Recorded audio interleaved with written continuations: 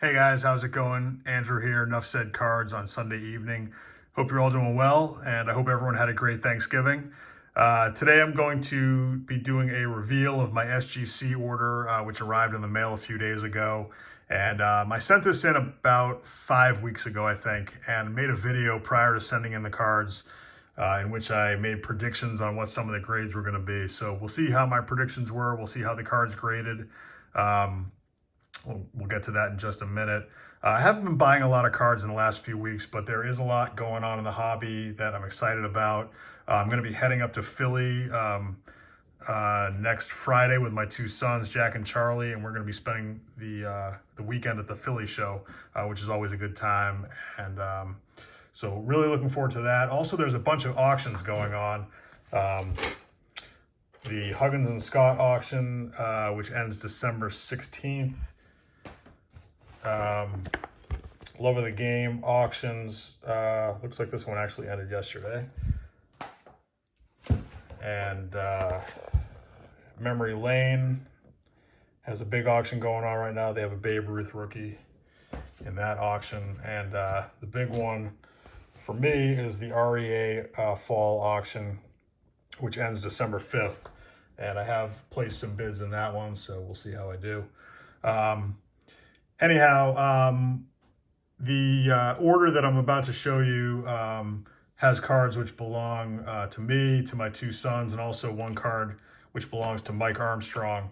And I'll start with that one because this is disappointing. This card is something that they indicated that they do not grade, so they did not charge for it. However, they do grade this card. There's numerous examples of cards from this series being graded, including the Honus Wagner. My prediction was that they would slab it and grade an authentic hand cut.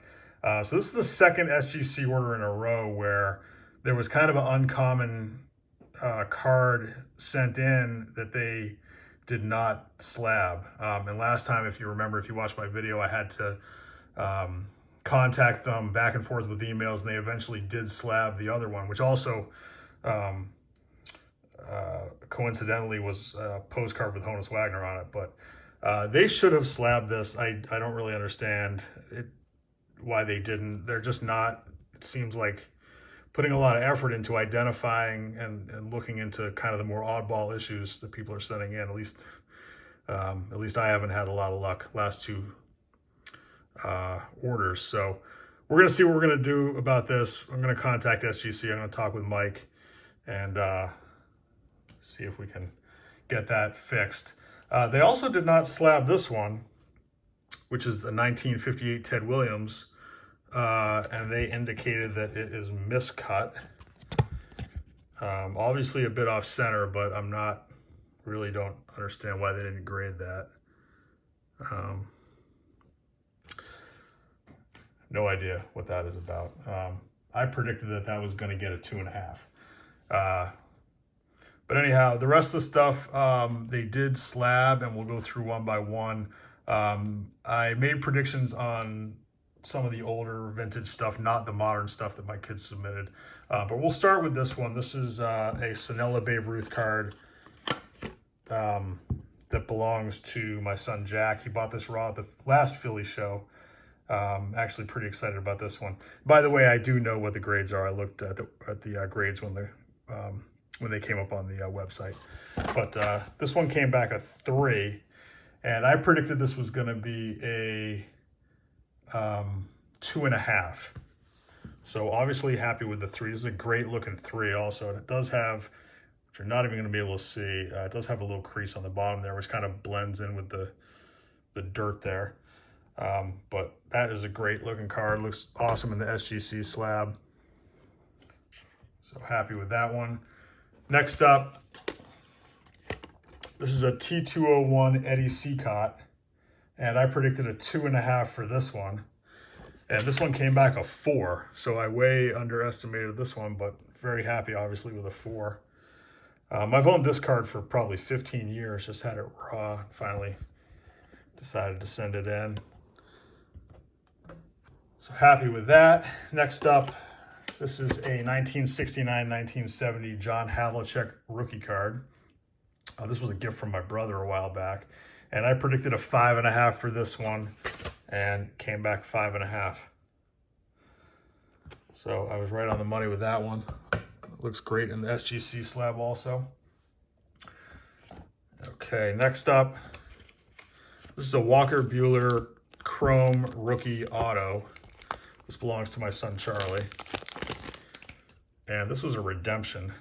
And this one came back a 10 autograph, 10 on the card. So obviously Charlie will be thrilled with that. Next up, T206, another Eddie Seacott. Another one that I owned for a long time and just had it raw. This one I predicted a 2.5 and it came back a 2. So I overestimated this one a little bit. Nice looking card.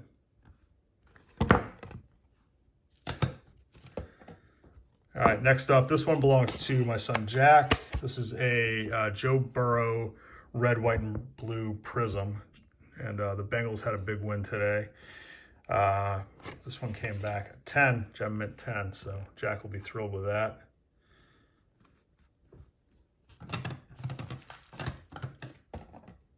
This one also belongs to Jack. This is a Xander Bogaerts rookie, and this is a variation, the Future Stars variation. And this one came back a 9.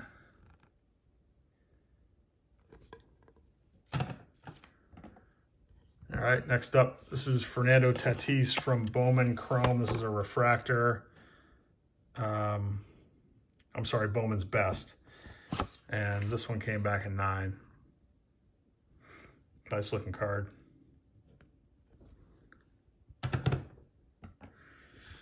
Okay, this is also from Bowman's Best. This is called an Atomic Refractor, I believe.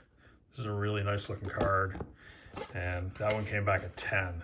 That's a pretty big card. I think this actually goes for quite a bit. So Charlie will be thrilled with that one.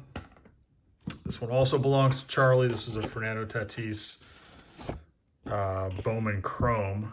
This one's numbered out of 50. Ready for the show insert. And this one came back at 8.5.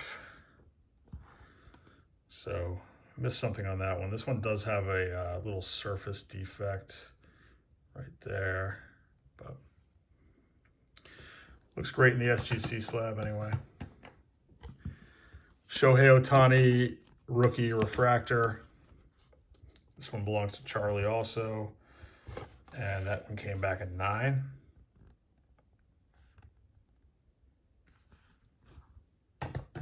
Got a few more here. This is a 1955 Topps Ted Williams. And for this one, I predicted a 2. This one actually came back a 3.5. And I'm a little surprised, obviously happy, but a little surprised. I thought they were really going to lower the grade because of the indentations there on the border. But apparently I was wrong. So it's a great looking card, even with those little dings in the border there. So obviously happy with the 3.5. And down to the last 2, this is a 1986 Fleer Larry Bird card. And this one I predicted a 8, and it came back a 6.5. So obviously it's off center and has a little bit of edge wear, but it's a pretty nice looking card. I don't think I missed any creases or anything. So not exactly sure, unless they just dinged it pretty hard for the centering. And the last card here, this is a 1981 Topps Larry Bird card. And I predicted a 7.5 for this one, and it came back a 7.5. So no arguments there. Nice looking card. And that's it. Again, happy with the stuff that got graded. I do not understand what's going on with SGC when it comes to the oddball kind of obscure stuff. This one's really frustrating. They definitely grade and slab cards from this set. So we'll see what we can do about that. And I just have to contact them again, which is a bit frustrating. But anyhow, looking forward to Philly next week, and I will definitely do a recap video after that. And hope you guys have a great week, and I will talk to you soon. Bye.